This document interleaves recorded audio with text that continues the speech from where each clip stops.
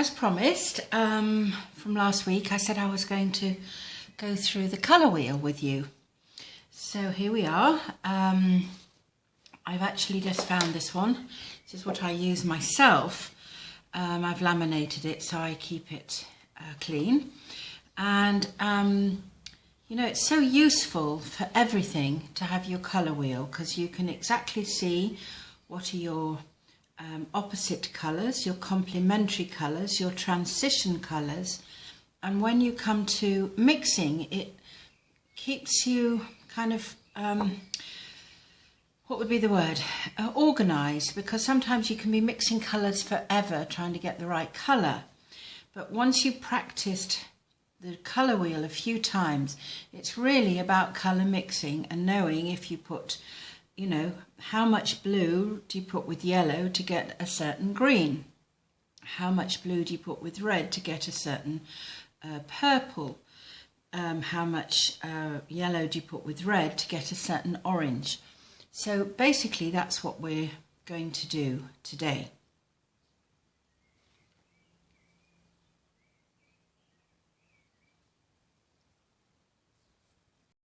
So the first thing that you want to do is to draw your circle. Now I make it easy for myself, so I've got a little compass with my pencil. Draw it big enough so it's a good, you know, it's a good size and you can see it clearly and it's easier to paint.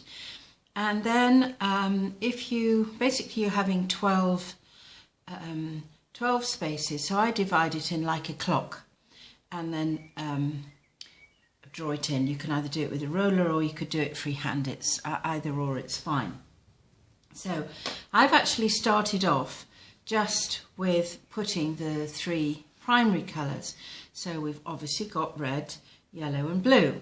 So the first thing we're going to do is come into, if you like, at 2 o'clock here and mix equal amounts of yellow and red. So I've got that here. I just got my water and my kitchen roll. So on my pad, I'm just going to put equal red and yellow. Mix that together. Maybe it needs a bit more red. And I got a nice deep orange. So my orange is going in here. And you know, I'm not being particularly careful about how I'm doing it. You know, the idea of the experiment is to see what happens with your colour mixing, because once you've got this down, that you really understand it, your you know, your paintings are going to improve incredibly, because you will see and you'll know what you need to do. So now what I'm going to do is add more yellow to this and come into here. So then we're, say, 70% yellow and 30% orange. So there we go. And then that's going to come in here. So you can see the nice tone of the difference of colour.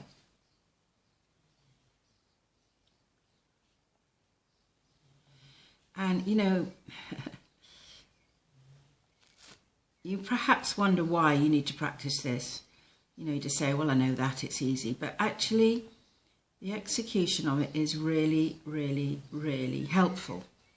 So you can see the nice tones from the yellow to the orange, and then you've got more yellow than orange in here. So now I'm going to do the opposite. I'm going to put the more orange and mix more orange with the red. So we'll get a deeper orange than this one. It's not going to be totally red like that, but it's going to be a deeper colour.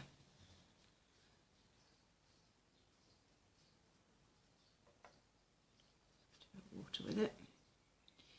Okay, so now you can see the transition between the two. Then we're going to move on, once we've done this, let's put a bit more water on the edge. We're going to move on to the blue and the red. So we're going to squeeze a bit more red out here. We're going to do equal red and blue, which will give us a nice deep purple. So I'm putting that there. And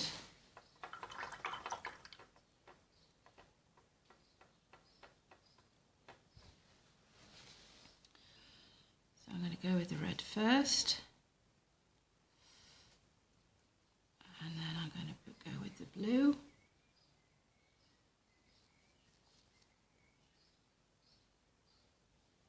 Now obviously it depends on what blues and reds you're using.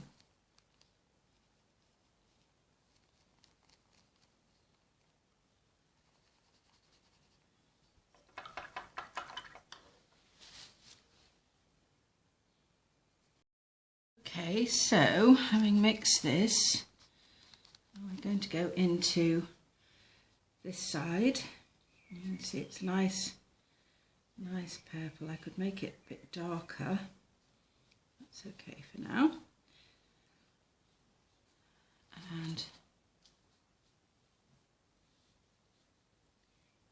one of my favourite colours, purple and lilac. I love them. Okay, so now we're going to mix the purple with the red. So we're going to get a purpley red colour. Let's put some more in there. More blue. We'll have a reddy purple, which is here, which is like a crimson. It's lovely, really nice colour.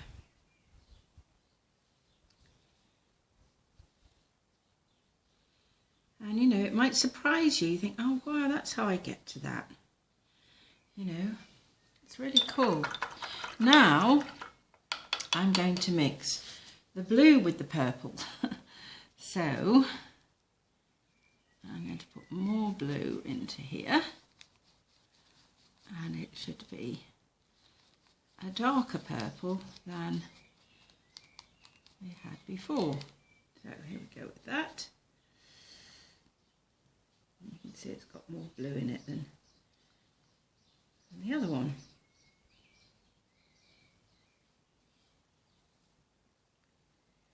Now the time you can save on when you're painting and you just want that colour and you think, oh, how did I get that together?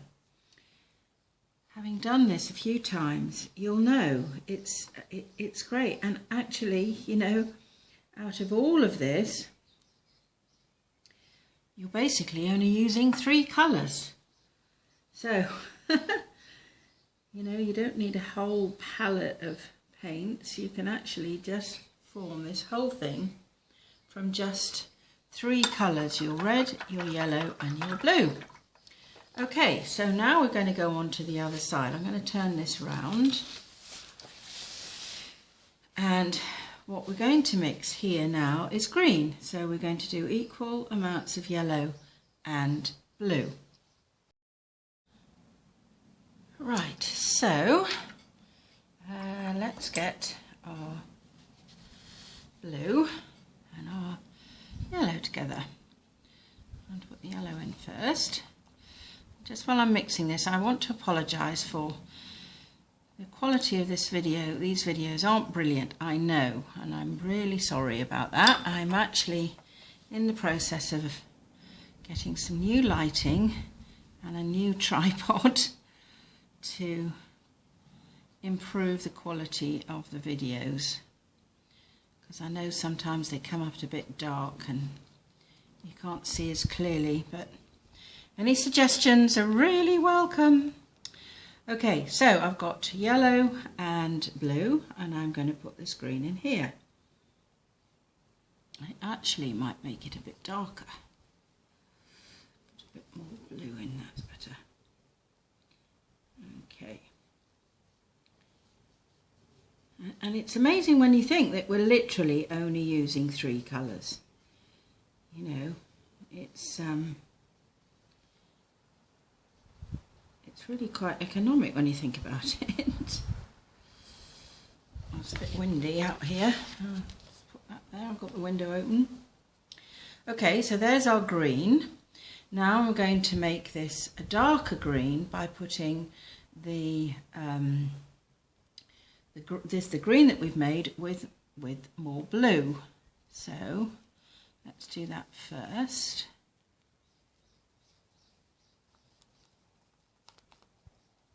And that's a nice dark green. More.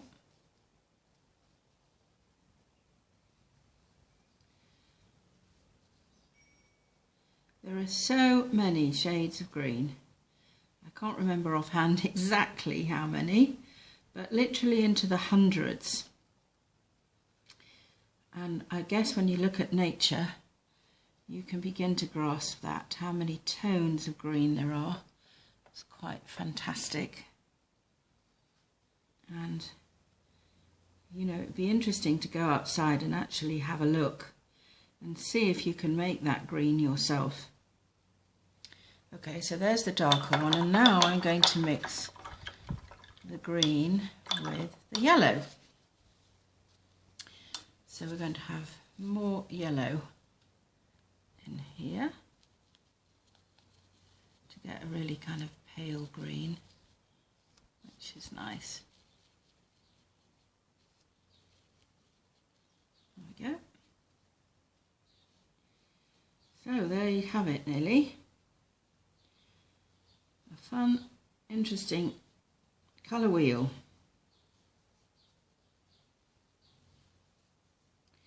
And then, you know, also you can try it in watercolours. This is acrylic. I'm just using acrylic. It's my little home acrylics that I've got here at home.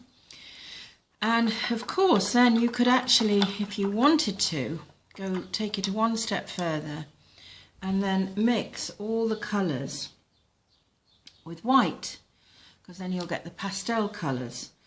But this kind of really gets you started off, and it shows you your complementary colours and your transition colours. So if you really want to make your painting stand out, and there's a lot of red in it, to balance it up, you'd put some green in.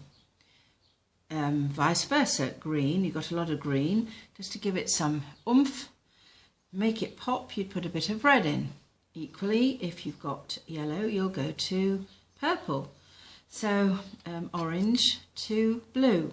So having this on hand is so useful in so many different ways, and it helps you really get balance in your painting, and gives you some interest and understanding about what you're doing with your colours.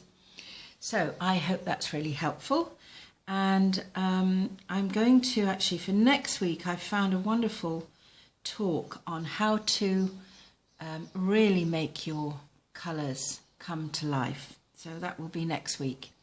But do have a go with this and practice it. You know, you don't necessarily have to do it in a circle and make it all neat and tidy, but do just practice the mixing of colours. It will really, really help your painting tremendously. Okay, that's all for now. See you soon. Bye.